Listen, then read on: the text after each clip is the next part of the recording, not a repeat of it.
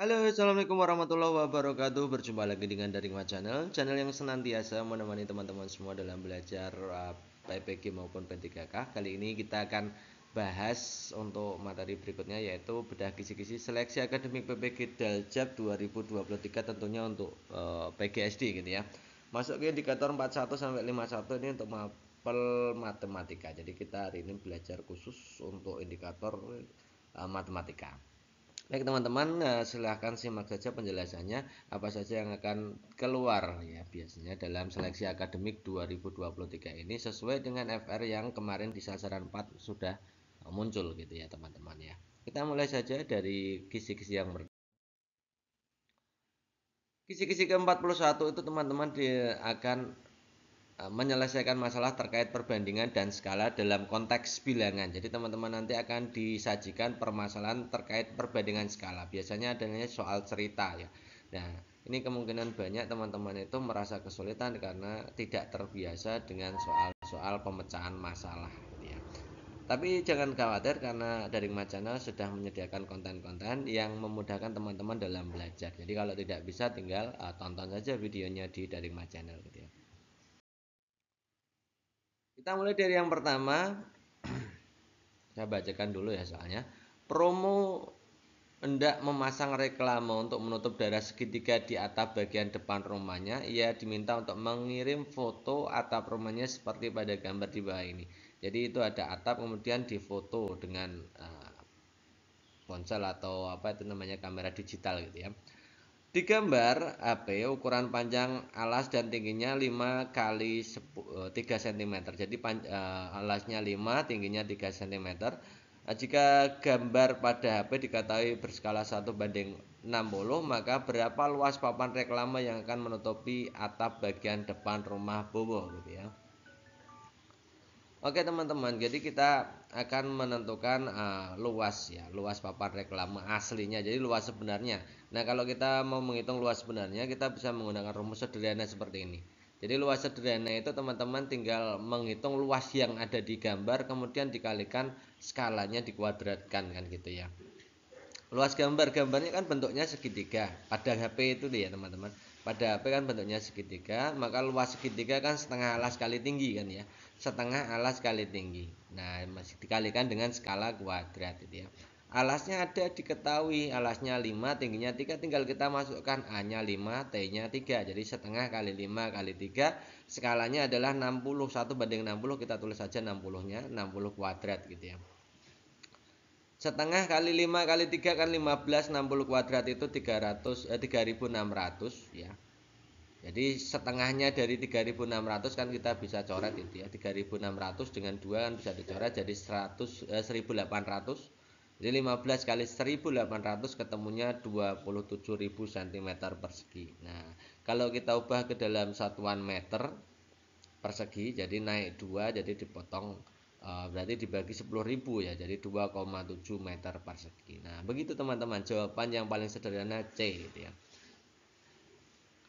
Ini selain teman-teman harus bisa menghafal juga. Ini jawabannya ini. Nah jadi nanti ketika teman-teman mendapatkan soal model seperti ini tidak usah ngitung gitu ya. Nah kalau memang soalnya berbeda, teman-teman yang ngitung dulu, yang penting prosedurnya bisa gitu ya. Soal berikutnya perbandingan dan skala berikutnya yang lain ya. Jadi kita berikan beberapa sampling gitu ya tentang soal-soal yang sesuai dengan kisi-kisinya. 3 orang siswa yaitu Dani, Imron, Farhan. Jadi ada 3 orang mengikuti pemilihan ketua OSIS. Dani mendapatkan suara 3 kali suara Imran. Jadi kita tulis dulu Dani dan Imran itu Dani 3 kali Imran. Berarti kita bisa membandingkan Dani banding Imran itu Daninya 3 kali, Imrannya 1 kali saja. Jadi tiga kali Imran kan gitu ya. Kalau kita balik jadi Imran banding Dani ya 1:3 gitu. Kemudian Farhan mendapatkan suara 2 kali Dani. Jadi Farhan banding Dani itu 2:1 ya. Jadi kalau kita balik Dani banding Farhan ya 1:2 gitu ya. Nah, kita urutkan sekarang ya. Jadi uh, Imran banding Dani tadi 1:3, Dani banding Farhan itu 1:2. Ini D-nya taruh di tengah seperti ini teman-teman. I banding D, D banding F gitu ya. D-nya pastikan berada di tengah bersama-sama. Kalau belum bagaimana? Ya diputar ya, dibalik perbandingannya gitu ya. Jadi menentukan perbandingan antara I, D, dan F. Tinggal mengalihkan seperti ini teman-teman. 1 kali 1, 1. 1 kali 3, 3. 3 kali 2, 6. Jadi I banding D banding F. I-nya kan sebelah kiri, di tengah, F-nya kanan. Itu 1 banding 3 banding 6 ya. Jadi I, D, F-nya 1 banding 3 banding 6. I ditambah D tambah F banding I sama dengan 300 per X. Karena jumlah suara ketiganya kan 300. I tambah D tambah F kan 300 kan, itu yang ada di soal itu. Jumlah suaranya ada 300 gitu ya. Maka kita menentukan I-nya. Yang ditanyakan kan I-nya berapa kan gitu ya. I-nya berapa, maka I-nya kita tulis saja X gitu ya. Perbandingan I, D, F, I tambah D tambah F, I-nya tadi 1, D-nya 3, F-nya 6. Jadi I tambah D tambah F-nya kan 10 ya. I-nya dapat 1 ya. I-nya kan 1 di perbandingan, lihat teman-teman perbandingannya itu. 300 per X, maka menentukan X, silangannya X dengan angka 10 taruh di bawah. Jadi 300 kali 1 dibagi 10. 10-nya silangannya X itu selalu di bawah ya. Pembaginya. 300 bagi 10 ketemunya 30. Jadi banyaknya suara yang diperoleh imperan itu adalah 30 orang ya. Berikutnya masih dalam kaitannya dengan perbandingan dan skala untuk indikator 41, suatu pesawat udaranya mampu membawa 18 orang dewasa atau 24 orang anak. Jadi dewasanya 18 orang, itu kalau perbandingannya terhadap anak-anak itu 24 anak. Boleh membawa 18 orang dewasa semua atau boleh membawa 24 anak semua gitu ya. Pada suatu hari sudah ada 12 orang dewasa. Ada orang dewasanya 12, berarti orang dewasanya kalau kita pakai standar dewasa kan tadi mentoknya di 18, maka sisa kuota dewasanya kan 6 orang. Gitu ya teman-teman ya. 18 dikurangi 12 kan 6 orang. Yang ditanyakan di situ berapa anak yang paling banyak bisa ikut ya. Ini membawanya dewasanya 6 orang gitu ya. Sisanya 6 orang gitu ya. Anak-anaknya berapa coba kita lihat ya. Kita bisa bandingkan tadi 18 orang dewasa itu kan perbandingannya sama dengan 24 anak. Jadi 18 yang atas 18 dan 24 gitu ya. Tadi yang sisa kuotanya kan 6 orang. Sisa kuotanya 6 orang itu berapa? Gitu ya. Anak-anaknya berapa? Kalau 6 orang dewasa itu setara dengan anak-anak berapa? Gitu ya. Ya. 18 dewasa itu setara 24. Kalau 6 orang dewasa setara berapa? Jadi itu kita pakai perbandingan kan. Menentukan X berarti X silangannya dengan 18, maka 18-nya sebagai pembagi. Lainnya dikalikan aja. 24 kali 6, nah pembaginya 18. Ketemunya 24 dibagi 3. Nah, bagi 3 ketemu dari mana? 18 dan 6 itu disederhanakan dibagi 6. 6 bagi 6 kan 1, 18 bagi 6 3. 24 kali 1 kan 24. Dibagi 3 ketemunya 8. Oh ternyata kita bisa membawa anak sebanyak 8 orang. Ya, 8 anak. Masih dengan kaitannya dengan perbandingan dan skala di indikator 41, sebuah persegi panjang diketahui perbandingan panjang lebarnya 7 banding 5. Kelilingnya 96. Jadi perbandingan panjang lebarnya 7 banding 5, kelilingnya 96. Jadi kita bisa menentukan panjang dan lebarnya kan gitu ya. Nah, kita tentukan panjang dulu. Keliling rumusnya kan 2 dalam kurung P tambah L. Kelilingnya kan 96 diketahui itu. Jadi 2 dalam kurung P tambah L sama dengan 96. Nah, kita mau cari panjangnya. P-nya taruh bawah, itu misalkan panjangnya nilainya adalah X gitu ya.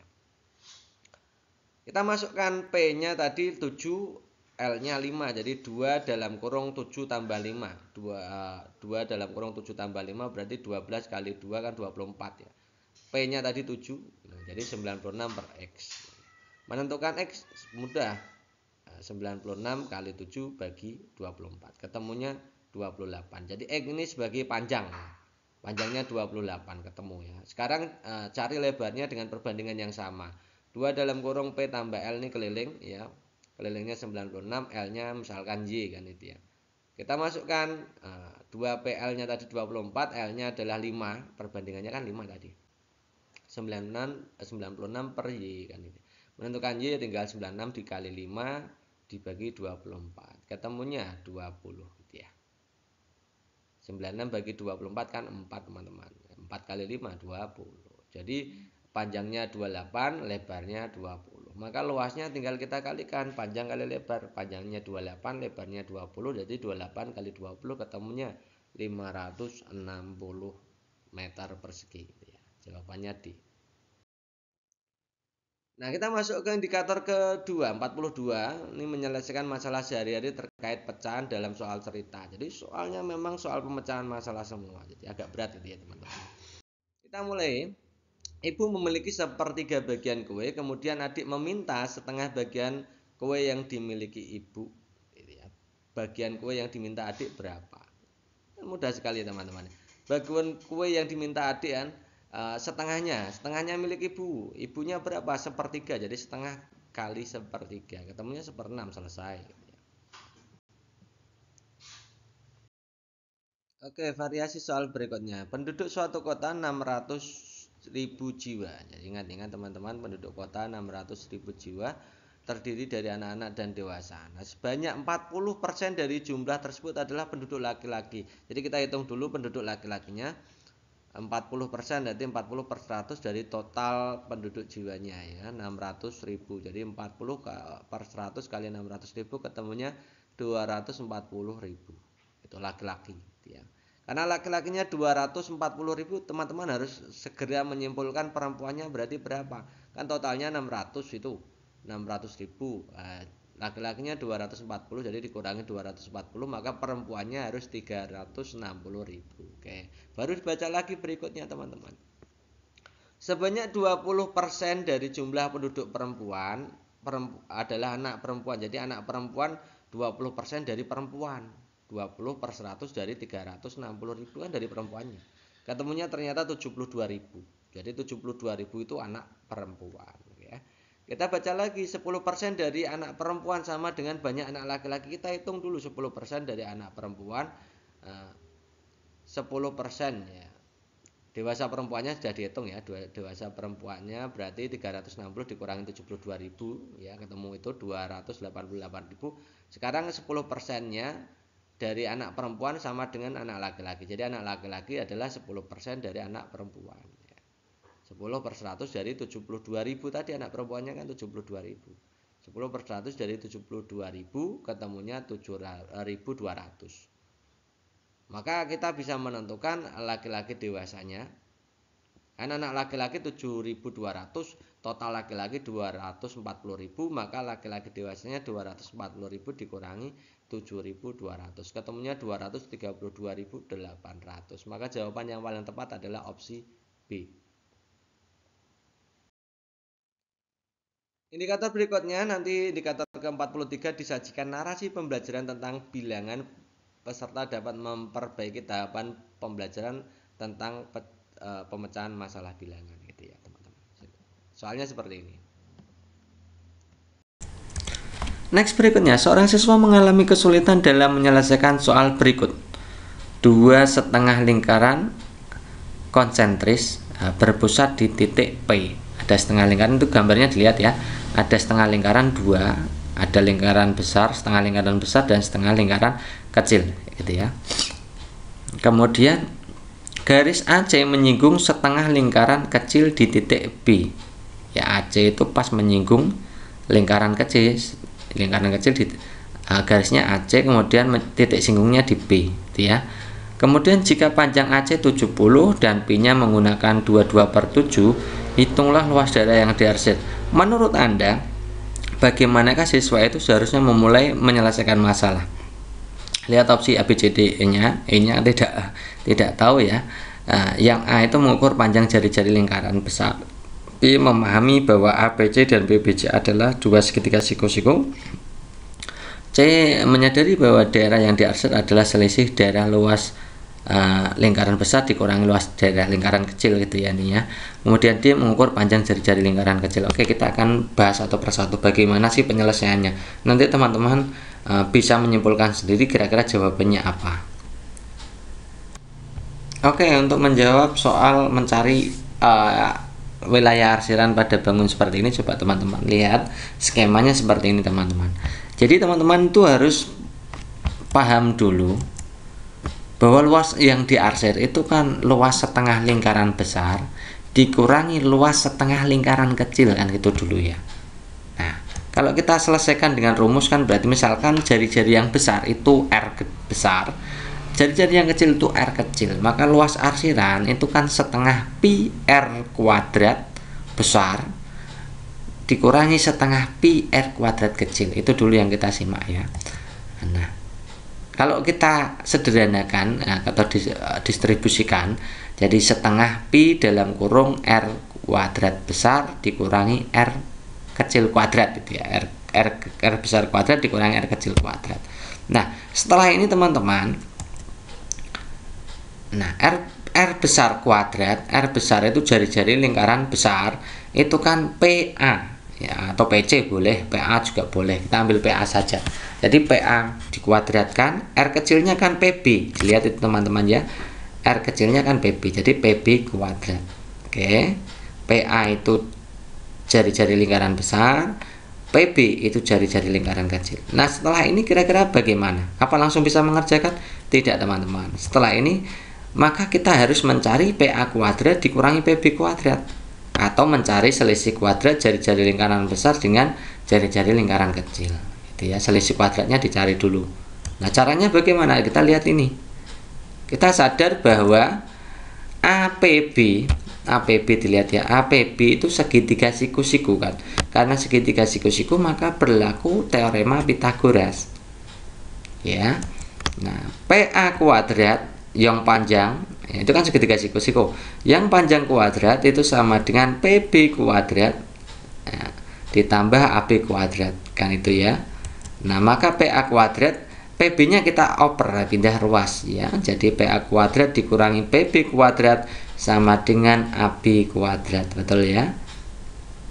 Ya, berarti PA kuadrat dikurangi PB kuadrat hasilnya AB, karena AC-nya kan 70 itu teman-teman, dilihat itu. AC 70 berarti AB-nya kan setengahnya 35. Berarti 35 kuadrat. Maka PA kuadrat dikurangi PB kuadrat ketemunya 1225. Nah, kita ketemu ya. PA kuadrat dikurangi PB kuadrat itu ketemu. Nah, kita tinggal masukkan di sini. Jadi setengah kali 22/7 kali PA kuadrat dikurangi PB kuadrat hasilnya adalah 1225. Nah, kalau dihitung ternyata 1925 gitu ya teman-teman. Itu cara penyelesaiannya memang begitu. Pertama, kita sadari dulu bahwa luas arsiran itu luas setengah lingkaran besar dikurangi luas setengah lingkaran kecil. Kemudian hasilnya itu nanti ketemu ternyata kita membutuhkan PA kuadrat dikurangi PB kuadrat untuk menyelesaikan itu. Nah, dicari dulu bagaimana cara mencari. Kita menyadari bahwa APB atau PBC itu adalah segitiga siku-siku, maka berlaku teorema Pitagoras. Nah, karena berlaku teorema Pitagoras, maka nanti kita akan ketemu jari-jari lingkaran besar dikurangi jari-jari lingkaran kecilnya ternyata adalah kuadrat dari setengah AC. Ya, kuadrat dari setengah AC atau kuadrat AB kuadrat. Gitu ya. Yang ketiga baru kita menghitung luas arsiran. Tadi sudah dihitung ya, caranya begitu. Nah, jadi kalau ada soal seperti ini, kira-kira bagaimana siswa itu seharusnya memulai penyelesaian? Coba kita lihat. Kita lihat opsi A. Mengukur panjang jari-jari lingkaran besar, kan tidak perlu kita mengukur. Memang tadi tidak bisa diukur ya. Jari-jari lingkaran besar kan tidak bisa diukur. Kita tidak menghitung jari-jari lingkaran besar. Kita tidak menghitung PA-nya kan tidak dihitung ya kan. Yang kedua, memahami bahwa APC dan PBC, APC dan PB. Nah, APC ini kan bukan segitiga siku-siku ya teman-teman ya. APC itu bukan segitiga siku-siku, PBC segitiga siku-siku. Jadi bukan ya. Nah, ini seandainya kalau ini APB, itu memahami bahwa APB dan PBC adalah dua segitiga siku-siku saja belum selesai, belum cukup ya. Kemudian kalau yang C menyadari bahwa daerah yang diarsir adalah selisih luas daerah lingkaran besar dikurangi. Ini memang yang awal menjadi key-nya atau kuncinya. Nanti kalau ada informasi yang tidak tahu baru dicari ada hubungan apakah antara titik A, B, C dan P, gitu ya. Yang D itu mengukur panjang jari-jari lingkaran kecil, jelas tidak, tadi kita tidak mengukur ya. Yang E tidak tahu ya, opsinya tidak tahu, maka jawaban yang memungkinkan yang paling baik adalah opsi C. Next indikator berikutnya disajikan masalah kehidupan sehari-hari tentang kesebangunan segitiga atau segi empat. Peserta dapat menerapkan kesebangunan yang ada pada segitiga segi empat yang diberikan. Soalnya kira-kira seperti ini teman-teman. Oke, untuk kesebangunan segi empat dan segitiga kita kasih contohnya seperti ini teman-teman. Kita mulai yang segi empatnya dulu. Terdapat dua buah persegi panjang ABCD dan PQRS sebagai seperti pada gambar. Gambarnya ada dua itu ABCD, PQRS.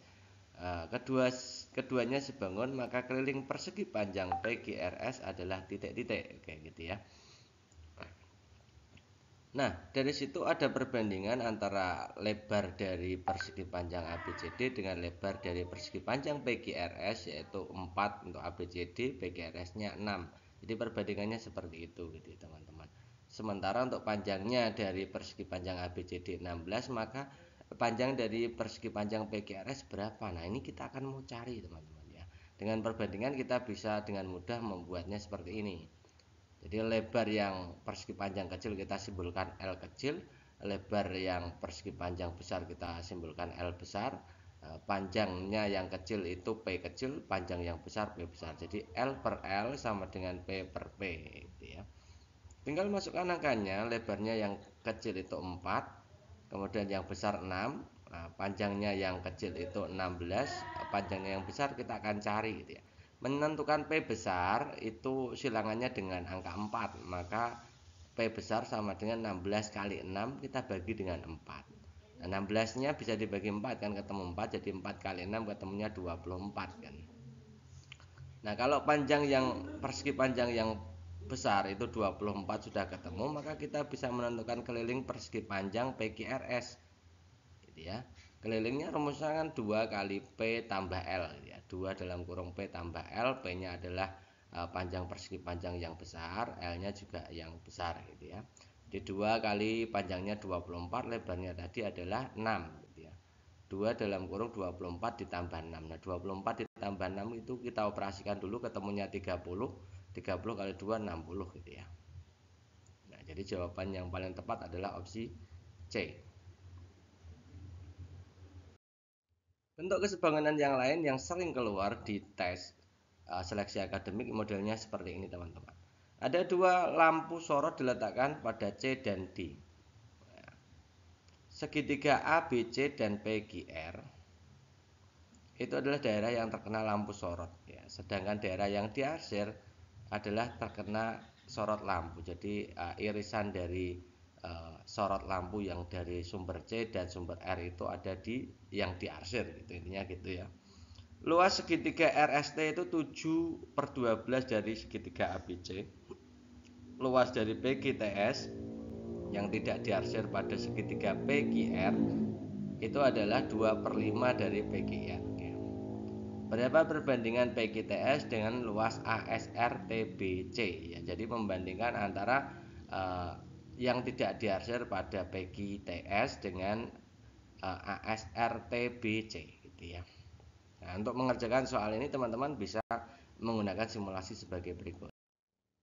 Kita misalkan untuk yang diarsir itu, daerah yang diarsir luasannya itu kita misalkan B, daerah yang tidak diarsir pada segitiga ABC itu A, daerah yang tidak diarsir pada segitiga PQR, itu daerah PQTS-nya itu C ya. Kita simpulkan seperti itu. Nah, tadi diketahuinya ini luas SRT, RST ya, luas RST yang diarsir itu 7/12 dari ABC. Kita bisa simpulkan seperti ini. Luas RST kan B, B-nya 7/12 dari luas segitiga ABC. Luas segitiga ABC itu terdiri dari luasan B dan luasan A. Luasan yang diarsir dan luasan yang tak diarsir ya, pada bagian atas ya. Maka kalau kita pindahkan ruas 12-nya ke ruas kiri kan jadi kali ya. Jadi 12B sama dengan 7 kalikan AB ya, jadi 7A ditambah 7B. Pindahkan ruas yang 7B-nya karena plus 7B pindah ruas ke kiri jadi dikurangi 7B. Jadi 12B dikurangi 7B sama dengan 7A. Hasilnya 5B sama dengan 7A. Ya, kalau dibuat perbandingan B banding A, ya, B per A 7 banding 5. Tinggal pindahkan ruas ya. A-nya pindah ke ruas kiri jadi per A, 5-nya pindah ruas kanan jadi per 5. Jadi B per A sama dengan 7 banding 5. Ini kita yang diketahui pertama kita sudah mengolah. Sekarang yang diketahui yang kedua tadi, luas PQTS yang tidak diarsir pada segitiga bagian bawah itu 2/5 dari luas segitiga yang bawah ya. Nah, PQTS-nya kan simbolnya C. Jadi C itu 2/5 dari luas PQR. PQR terdiri dari B dan C kan gitu ya. Jadi C sama dengan 2/5 dalam kurung C tambah B. Seperti tadi, pindahkan 5-nya. Jadi 5C sama dengan 2 kali C, 2C, 2 kali B, 2B. Jadi 5C sama dengan 2C ditambah 2B. 2C-nya pindah ruas, jadi 5C dikurangi 2C sama dengan 2B. 3C sama dengan 2B. Maka kita bisa membuat perbandingannya C per B sama dengan 2 banding 3. Dari persamaan 1 dan persamaan 2 kalau kita kalikan, B per A tadi kan 7/5, C per B 2/3. Jadi kalau B per A dikalikan C per B, itu kan tinggal kita kalikan 7/5 dikalikan 2/3 kan gitu ya. Nah, B sama-sama B itu kita bisa coret jadi C per A itu hasilnya adalah 7 kali 2 14, 5 kali 3 15. Jadi C dibandingkan dengan A yang tidak diarsir pada bagian bawah dan tidak diarsir pada bagian atas itu perbandingannya 14 banding 15. Itu jawabannya seperti itu teman-teman. Jadi jawaban yang paling tepat 14 banding 15. Ini teman-teman. Oke, berikutnya kita akan bahas tentang indikator 45. Indikator ke-45 nanti teman-teman akan disajikan soal pemecahan masalah, soal masalah dalam kehidupan sehari-hari yang ada kaitannya dengan bangun datar, bangun ruang. Nah, peserta dapat membandingkan unsur-unsur matematis tentang segitiga, segi empat, prisma, dan limas. Sampling soalnya seperti apa atau sampel soalnya seperti apa? Oke, seperti ini teman. Toko Stargame Base menjual dua jenis tenda. Satu berbentuk 5 segi 4, satunya berbentuk prisma. Gambarnya seperti ini. Ada angkanya seperti itu ya. Keduanya dijual tanpa alas, bagian bawahnya tidak ada ya. Karena bentuk tenda kan bagian alasnya memang tidak ada. Manakah yang benar terkait dengan luas bahan yang diperlukan? Jadi yang jadi fokus adalah luas bahan yang diperlukan. Sebelum kita menganalisa A sampai E, teman-teman silahkan hitung dulu luasan dari masing-masing bangun yang tanpa alas, tanpa bagian bawahnya yang menyentuh tanah. Kalau bagian limasnya itu berarti yang luas persegi panjangnya tidak usah kita hitung, berarti kita cukup menghitung luasan yang ada pada sisi tegaknya. Gitu ya. Ada segitiga 4 ya, ada 4 segitiga kan, luas dari limas kan luas 4 sisi tegak. Sisi tegaknya bentuk segitiga gitu ya. Jadi 4 kali luas sisi tegak bentuk segitiga kan setengah alas kali tinggi ya. Nah, setengah alasnya kan 100 cm kita ubah ke meter jadi 1, tingginya 160 berarti 1,6. Jadi 4 kali setengah kali 1 kali 1,6. Hasilnya 3,2 gitu ya. Hasilnya 3,2. Atau bisa kita bulatkan perkiraannya 3 meter persegi gitu ya. Itu untuk membuat satu buah tenda berbentuk limas. Sekarang kita akan cari luasan dari tenda yang kedua yang bentuk prisma, tapi yang sisi tegak bagian bawah atau sisi alasnya tidak kita hitung. Jadi luas prismanya kan terdiri dari dua luas alas. Luas alas itu luas segitiga yang bagian kanan dan kiri teman-teman. Dan luas atapnya hanya 2 karena yang bagian bawah kan tidak dihitung. Karena bagian bawah itu nanti menyentuh tanah atau bisa juga disebut sebagai luas alasnya. Luas alas yang dimaksud atau luas segitiganya kan rumusnya setengah alas kali tinggi. Jadi 2 kali setengah, alasnya 1,2, tingginya juga 1,2. Lihat soalnya itu kan 120 cm diubah menjadi meter aja gitu ya. Segitiga berarti setengah alas kali tinggi, setengah kali 1,2, tingginya 1,2. Atapnya itu bentuknya kan persegi panjang. Ya, atapnya bentuknya persegi panjang. 2 kali 2 kali 2 1,2 gitu ya. Itu sebenarnya kita harus mencari dulu untuk sisi miringnya, harusnya kita cari dulu gitu ya. Tapi ini untuk hanya sebagai pembanding saja. Jadi 2 kali 2 kali 1,2. Hasilnya berapa? 1,44 tambah 4,8 gitu ya. Sekitar 6 lebih gitu ya. Perkiraan 6 lebih. Karena kalau kita menghitung serius itu nanti angkanya tidak pas gitu ya. Jadi kira-kira luas limas itu 3, kira-kira luas prisma itu 6. Jadi sekitar 2 kalinya gitu ya. Maka jawaban yang paling tepat yang mana? Yang A ini teman-teman. Limasnya dapat 2, prismanya 1. Itu hanya perkiraan. Jadi teman-teman jangan berharap itu nanti soalnya itu angkanya tepat gitu ya. Jadi teman-teman bisa membuat perkiraan saja. Soal berikutnya seperti ini teman-teman. Ada gambar itu. Ada tenda berbentuk limas, persegi, dan prisma segitiga yang dijual di toko makmur. Terkait dengan ruang, kalau tadi pertanyaannya terkait dengan luas bahan, sekarang ruang yang diperlukan untuk mendirikan tenda. Mana yang benar? Oke, kita akan buat perbandingannya seperti ini. Ruang itu berarti terkait dengan volumenya. Jadi kita menentukan volume limas. Volume limas kan rumusnya sepertiga kali luas alas kali tinggi. Luas alasnya berbentuk persegi panjang karena di bagian alasnya kan persegi panjang gitu. PL tingginya T gitu ya. Sepertiga kali P-nya kan 100 cm itu berarti 1 ya. L-nya itu kelihatannya 1 tapi itu sebenarnya 2. Jadi 200 cm itu berarti 2. Tingginya 1,5. Nah 2 kali 1,5 itu kan 3. Jadi sepertiganya 3 ketemunya 1. Sekarang volume prisma itu kan rumusnya adalah luas alas kali tinggi. Alasnya bentuk segitiga yang bagian samping itu kita anggap alas, tingginya ya panjangnya prisma itu panjangnya tenda ya. Luas alas bentuk segitiga setengah alas kali tinggi. Alasnya 120, tingginya 120. Jadi kalau kita buat meter 1,2 1,2. Jadi setengahnya 1,2 kali 1,2, tingginya 2 meter, itu 200 cm kan 2 meter. Kalau kita hitung totalnya sekitar 1,44 atau 1,5-nya, hampir mendekati 1,5 meter kubik. Nah, dari sini kita bisa analisa. Yang A, ternyata kedua tenda memerlukan ruang yang sama. Jelas tidak ya, karena tadi volume limasnya 1, volume prismanya 1,44. Yang B, 3 limas memerlukan ruang lebih banyak dari 2 prisma. Coba kita hitung.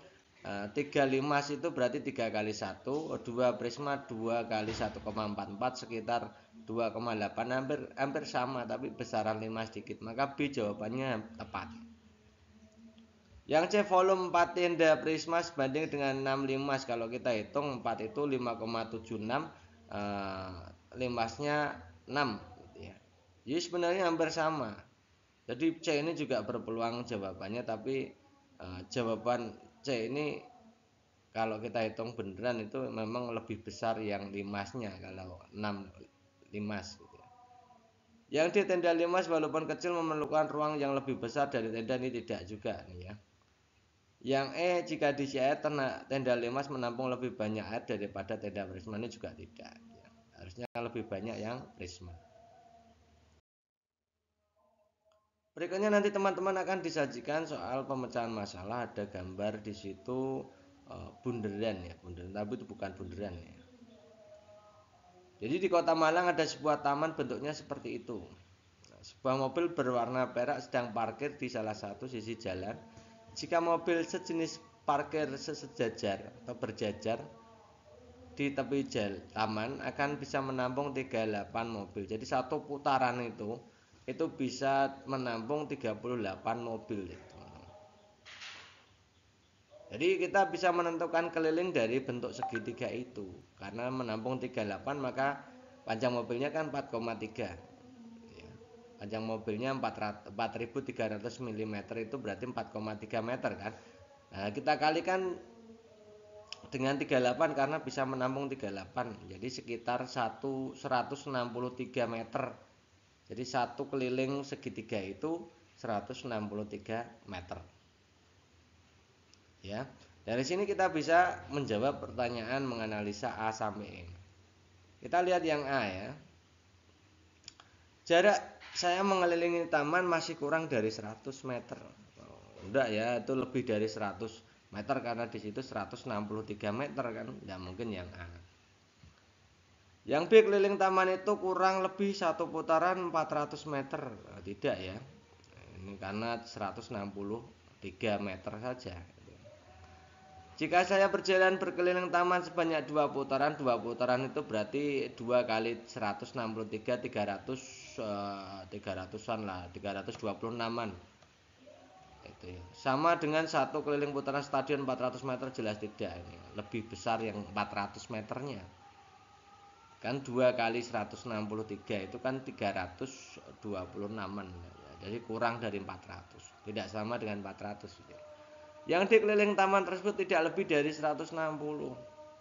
Salah ya, karena keliling taman tadi 163. Yang E, jika saya lari bolak-balik trek lurus 100, jarak lari saya lebih jauh dari keliling taman. Benar, kalau bolak-balik kan berarti 200 gitu ya. Kalau bolak-balik 200, tadi satu putarannya hanya 163 meter, berarti lebih banyak. Maka jawaban ini benar. Indikator berikutnya adalah indikator ke-46. Itu nanti teman-teman diberikan paparan pendekatan berbasis konstruktivis dan materi bangun datar serta bangun ruang peserta dapat merancang pembelajarannya. Kata kuncinya apa? Yang paling logis, yang paling opsi pilihan gandanya biasanya begitu. Soalnya banyak sekali seperti ini. Pendekatan konstruktivisme merupakan proses pembelajaran yang menerangkan bagaimana pengetahuan disusun dalam pemikiran pelajar. Dalam sebuah pembelajaran, peserta didik diminta untuk mengkonstruksi pengetahuan dengan penyelesaian masalah sebagai berikut. Pada permukaan 5 segi 6 terpancung seperti pada gambar terdapat 36 sudut. Jadi itu ada 36 sudut. Jumlah besar sudut dari 36 sudut tersebut adalah titik-titik. Urutan proses pembentukan pengetahuan siswa tersebut adalah titik-titik yang paling tepat dilakukan guru intinya. Kita lihat opsi pilihan gandanya A. Guru memandu peserta didik menemukan berapa banyak sisi bangun ruang. Guru memandu bahwa sisi bangun ruang tersebut merupakan gabungan dari segitiga, menghitung besar sudutnya. Ini kurang tepat. B. Guru memandu peserta didik menemukan banyak sudut. Guru memandu bahwa sudut tersebut merupakan jumlah dari sudut pada segitiga, menghitung besar sudut. Ini juga kurang. Yang C, guru memandu peserta didik untuk membaca konteks. Guru memandu peserta didik menulis rencana penyelesaian. Guru memandu peserta didik melakukan rencana penyelesaian. Guru memandu peserta didik melihat kembali hasil jawabannya. Ini masih belum konstruktivisme. Itu malah condong menuju ke project based learning, tapi belum konstruktivisme. Yang D, guru memberikan informasi bahwa segi banyak terdiri dari gabungan segitiga. Gabungan dari segitiga. Guru meminta peserta didik untuk menemukan berapa segitiga yang ada pada bangun tersebut. Ini agak match ya. Menghitung banyaknya segitiga kemudian mengalihkan dengan 180 derajat karena sudut dalam segitiga itu totalnya 180 derajat. Nah, ini paling match. D ini jawaban paling tepat. Soal sejenis berikutnya, ini seperti ini teman-teman ya. Diketahui sebuah persegi dengan panjang sisi 10 cm dibagi menjadi 4 persegi dan 2 diantaranya diwarnai seperti pada gambar gitu ya. Nah, begitu terus langkah 1, langkah 2, langkah 3 dan seterusnya gitu ya. Setiap persegi yang belum diwarnai dibagi lagi menjadi 4 persegi dan melakukan pewarnaan seperti pada langkah sebelumnya. Proses ini dilanjutkan dengan cara yang sama. Setelah langkah kelima, luas persegi yang sudah diwarnai adalah titik-titik. Nah, bagaimana seharusnya siswa memulai penyelesaian masalah tersebut? Ini juga terkait dengan metode konstruktivistik dalam kehidupan pembelajaran matematika gitu ya. Kita lihat opsi pilihan ganda A, menanyakan terlebih dahulu kepada guru tentang apa yang harus dikerjakan, ini jelas bukan ya. Yang B, bertanya kepada teman sebangku, ini jelas juga tidak. Yang C, mengidentifikasi informasi dalam soal, oke. Menyadari bahwa soal ini terkait dengan pola bilangan, berarti benar ya, mengaitkan dengan antara permasalahan dengan teori dari matematikanya, oke, benar. Kemudian menghitung luasnya, yes, nomor C ini jelas benar ya. Yang D, mencari pola pengubinan yang ada pada soal. Yang E, mengingat kembali atau merecall materi yang baru saja dipelajari. Yang paling benar adalah opsi yang C.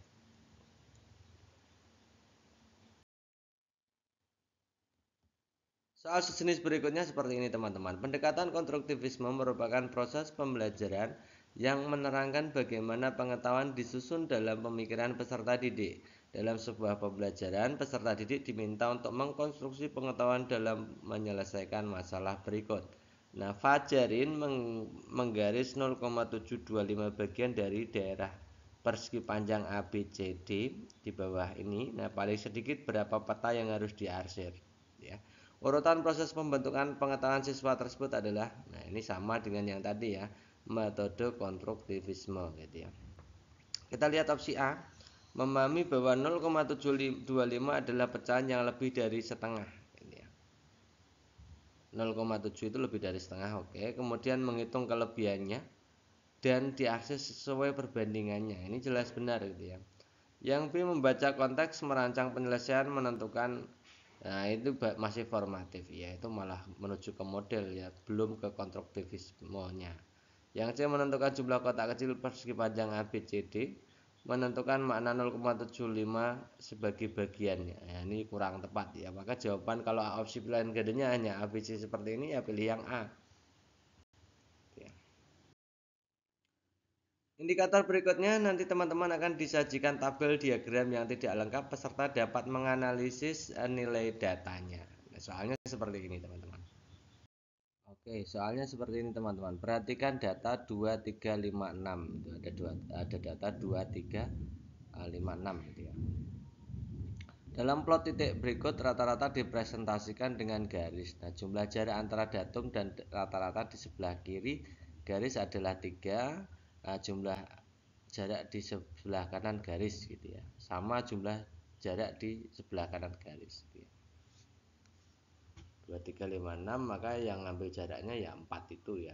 Pertanyaannya, manakah dari garis berikut yang mempresentasikan rata-rata? Yang bagian bawah gambar kedua ABCD ini yang mana yang rata-rata kan itu. Nah, dari sini kita bisa lihat ya teman-teman ya. Datumnya kan dimulai dari titik 3 ke titik 3. Jadi kalau kita lihat ini datumnya, maka titik tengahnya di sebelah mana supaya jarak sebelah kanan dan sebelah kiri sama ya, seperti ini. Sebelah kanan ada 3 titik, sebelah kiri ada 3 titik kan gitu ya. Jadi rata-ratanya yang C. Indikator berikutnya, indikator 48, diberikan paparan data tentang kemampuan membagi bilangan pecahan, peserta dapat menyajikan dalam bentuk diagram batang garis lingkaran.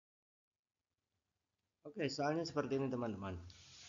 Diagram lingkaran berikut menyajikan presentase perolehan nilai matematika dari 20 siswa. Rata-rata nilai matematika siswa adalah titik-titik. Jadi kita diminta untuk menentukan rata-ratanya gitu ya, teman-teman.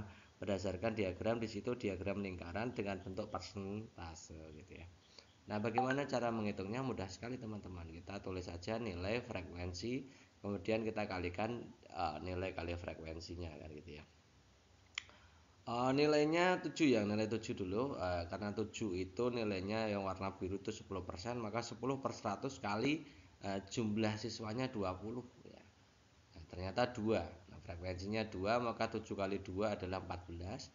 Nilai 8-nya kita tentukan frekuensinya dulu berdasarkan persentase. Persentase nilai angka 8 warnanya orange itu 20%. Jadi 20 per 100 kali 20 sama dengan 4 ya. Maka ini hasil kalinya adalah 32. Yang nilai 9 dengan cara sama, ini 45%. 45 per 100 kali 20 ketemunya 9. Hasilnya 81 kalau kita kalikan 9 kali 9. Nilai 10-nya 25% kali 20 ketemunya 5, maka ini 50. Gitu ya teman-teman.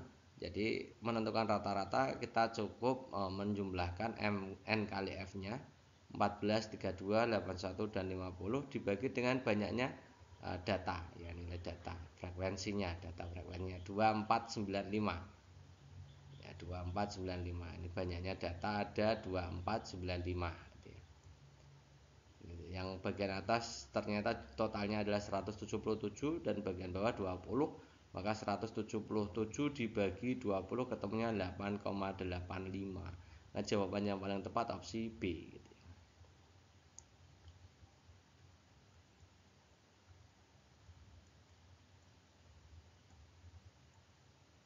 Nah, ini jawabannya ya teman-teman ya.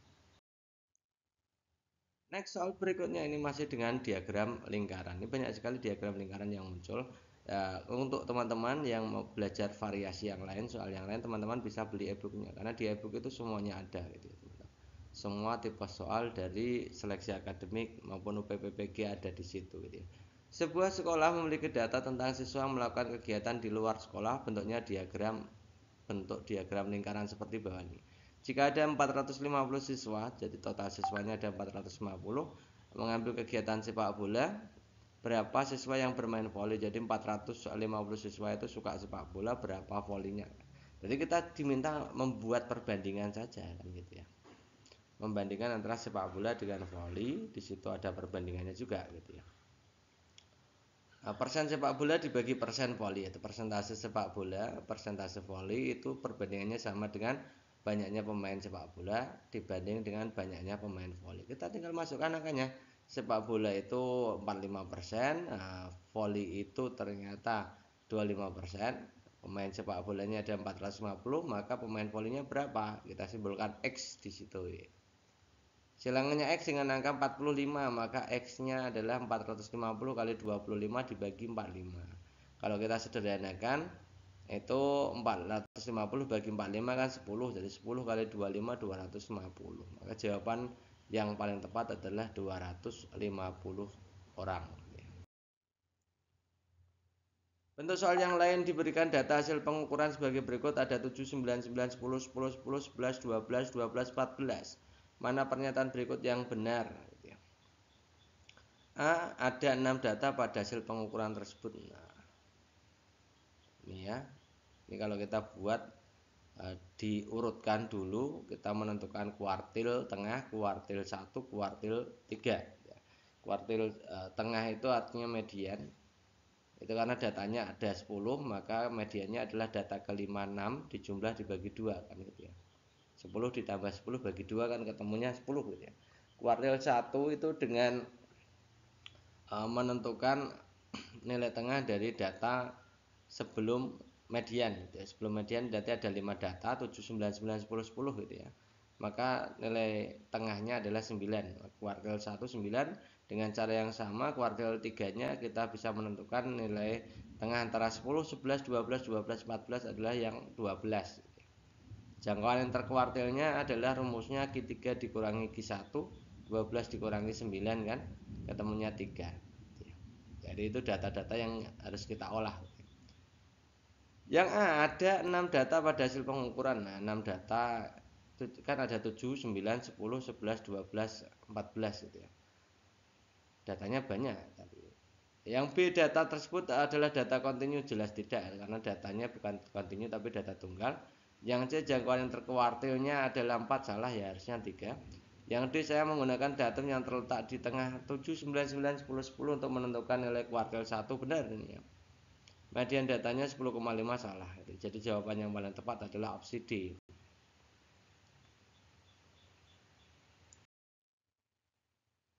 Data indikator ke-49 disajikan masalah tentang gerak alat transportasi yang biasa ditemukan dalam kehidupan sehari-hari. Peserta dapat menentukan jarak waktu kecepatan. Contohnya ini teman-teman. Sebuah kapal penumpang 50 orang berada 60 km dari pelabuhan. Kapal tersebut bocor sehingga air masuk ke dalam kapal dengan kecepatannya 2 ton setiap 5 menit. Ya, ya, debit masuknya, ya, debit kebocorannya 2 ton per 5 menit. Jika kapal tersebut kemasukan 72 ton air, maka kapal akan tenggelam. Dalam kapal tersebut ada pompa air yang memompa air keluar sebanyak 12 ton setiap jamnya. Hitung kecepatan minimum kapal agar sekurang-kurangnya tenggelam tepat di pelabuhan. Caranya mudah sekali teman-teman. Jadi pertama kita menentukan kecepatan kebocoran. Kecepatan kebocoran di soal adalah 2 ton setiap 5 menit. Ya. Kalau kita ubah dalam satuan ton per jam, ya, kan 2 ton setiap 5 menit, berarti kalau 1 jamnya kan jadi ada 12 kali ya. 12 kali 5 menit kan gitu ya. Jadi 12 kali 2 24 ini. Ubah dulu kecepatan kebocoran dalam satuan ton per jam. Jam itu kan 60 menit, itu kan 5 menit 2 ton, berarti kalau 60 menit kan 24 ton gitu teman-teman ya. Kemudian kecepatan pompanya kan sudah 12 ton setiap jamnya, ini satuannya sudah sama. Jadi kecepatan air masuk itu kan kecepatan bocor dikurangi kecepatan pompa. Kecepatan bocor tadi 24, kecepatan pompa 12, jadi 24 dikurangi 12 ada 12 ton per jam. Jadi kebocoran air yang masuk itu kira-kira 12 ton per jam. Air yang masuk total dikurangi air yang dikeluarkan lewat pompa, itu masih ada kecepatan 12 ton per jam. Jadi waktu maksimal agar tidak tenggelam kita bisa membaginya gitu ya. 72 kan kalau maksimalnya kan 72 ton gitu ya. Jadi 72 kita bagi dengan 12 kira-kira kita harus 6 jam. Maksimalnya di 6 jam. Supaya tidak tenggelam, supaya sampai pelabuhan itu harus maksimalnya 6 jam. Maka kecepatan minimum ya jarak dibagi waktu, jaraknya 60 km. Ini 60 km ya. Waktunya maksimal 6 jam. Jadi kira-kira 10 km per jam. Ini minimal harus berjalan 10 km per jam. Jadi jawaban yang paling tepat opsi E. Oke, di indikator ke-50 disajikan barisan bilangan aritmatika. Peserta dapat menentukan rumus suku atau jumlah suku ke n. Nah, contoh soalnya seperti ini teman-teman. Jumlah n bilangan bulat positif pertama sama dengan titik-titik. Jadi kita diminta menentukan rumus jumlah n bilangan bulat positif pertama. Nah, kalau kita bicara tentang bilangan bulat positif ya kita bisa menuliskannya gitu. 1, 2, 3, 4 dan seterusnya. Nah, di situ diminta untuk mencari deretnya, jumlah n bilangan, jumlahnya. Jadi kita jumlahkan gitu ya. Dari situ kita bisa lihat A itu suku pertamanya adalah angka 1. Suku pertama yang paling depan teman-teman. 1 ya. B itu selisihnya. Jadi 1 dengan 2 kan selisihnya 1. 2 dikurangi 1, 1, 3 kurangi 2, 1, 4 kurangi 3 ya 1. Itu namanya B, beda. Jumlah suku KN rumusnya itu SN sama dengan setengah N dalam kurung 2A tambah N dikurangi 1B. Ini teman-teman harus menghafal. Rumus suku N dan rumus SN-nya harus hafal. Kita tinggal masukkan N-nya kan bentuk rumus jadi tidak usah diganti. Yang digantikan A dengan B saja. Sn sama dengan setengah N 2 kali A, A nya 1, N dikurangi 1, B nya kan 1. 2 kali 1, 2, N kali 1, N min 1 kali 1 min 1. Jadi kita kalikan N dikurangi 1 dalam kurung itu dikalikan 1 masing-masing didistribusikan. N kali 1, N min 1 kali 1 min 1. Kalau kita sederhanakan 2 dikurangi 1 kan 1. Jadi N ditambah 1. 2 dengan min 1 kan plus 1 kan ya, hasilnya. Jadi N plus 1. Ini rumusnya ini. Jadi setengah N plus 1 gitu ya. Atau kita bisa menuliskannya N dikalikan N plus 1 dibagi 2. Ini sama. Maka jawaban yang paling tepat opsi E. Atau soal yang lain ada teman-teman diminta untuk menentukan rumus suku KN dari suatu barisan tertentu. Seperti itu teman-teman. Caranya ini kalau ini rumus suku KN berarti UN gitu ya. Ini barisannya seperti ini. Kita tentukan A dan B-nya dulu ya. A-nya yang paling depan sendiri ya 5. B-nya selisihnya berapa? Dari 5 menuju min 2. Jadi min 2 dikurangi 5. Min 2 dikurangi 5 ketemunya min 7. Iya. 7 langkah. ke arah kiri, maka disebut min 7. Rumus suku ke N UN kan A plus N min 1B. Jadi kalau tadi SN rumusnya itu, yang ini UN rumusnya berbeda. UN sama dengan A plus N min 1B. Kita masukkan A dan B-nya. UN sama dengan A-nya 5, B-nya min 7 kan gitu ya. N kali min 7 min 7N ya. Min 1 kali min 7 plus 7. Jadi 5 plus 7 12. Jadi 12 dikurangi 7N. Maka jawabannya paling tepat opsi E. Nah, teman-teman, bagi teman-teman yang menghendaki untuk belajar e-book ya, belajar dari e-book karena mungkin waktu yang tidak memungkinkan untuk mempelajari yang ada di YouTube ya, yang terlalu banyak gitu ya. Jadi teman-teman bisa membeli e-book untuk seleksi akademik PGSD. Semuanya ini disarikan dari FR Pretest PBG di tahun 2022 yang jumlah soalnya banyak sekali gitu ya teman-teman ya. Ada sekitar 800 halaman gitu ya. Dan kami juga akan berikan bonus tryout-nya. Harganya hanya 50.000. Silakan teman-teman yang berminat menghubungi nomor yang ada di kontak ini gitu ya. Oke, mari kita saja mulai untuk pembelajaran kali ini. Nah, itu dulu teman-teman untuk pembahasan kali ini. Kita sudah bahas panjang lebar tentang matematikanya. Jadi teman-teman, variasi ini hanya sebagai contoh gitu ya teman-teman. Hanya sedikit contoh, teman-teman bisa baca sendiri di e-booknya. Jadi saya dari My Channel sudah membuatkan e-book versi lengkapnya. Teman-teman bisa pelajari masing-masing soal dan karakter soalnya. Itu pasti keluar gitu ya. Karena memang kita sudah mengumpulkannya dari semua jenis tipe soal gitu ya. Teman-teman tinggal pelajari itu, pahami sampai benar, kemudian nanti ketika tes insya Allah teman-teman akan lulus gitu ya. Terima kasih atas perhatiannya. Assalamualaikum warahmatullahi wabarakatuh.